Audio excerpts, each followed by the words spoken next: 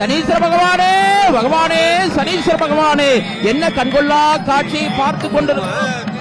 அழகான ஒரு காட்சியை நாம் பார்த்த வண்ணம் இருக்கிறோம். மூலஸ்தானத்திலே சிவாச்சாரியார் பெருமக்கள் எல்லாம் மிக அழகான முறையிலே கற்பூர தீப ஆராதனை காண்பித்த வண்ணம் இருக்கிறார்கள். ஒரு பக்கம் நாதஸ்வர இசை கலைஞர்கள் இசைத்துக் கொண்டிருக்க, சுத்த மத்தளம் ஒரு பக்கம் வாசிக்க, தர்பாரணேஸ்வர சுவாமியினுடைய ஆலயத்திலே சான்றோர்களும் ஆன்றோர்களும் பெரியோர்களும் குழுமி இருக்க, நாமும் அந்த கண்கொள்ளா காட்சியை சனீஸ்வர பகவானுக்கு நேராக நின்று கொண்டு பார்த்துக் கொண்டிருக்கிறோம். ஆம், என்ன அழகு, என்ன அழகு, எத்தனை அழகு, கோடி மலர்கள் கொட்டிய அழகு.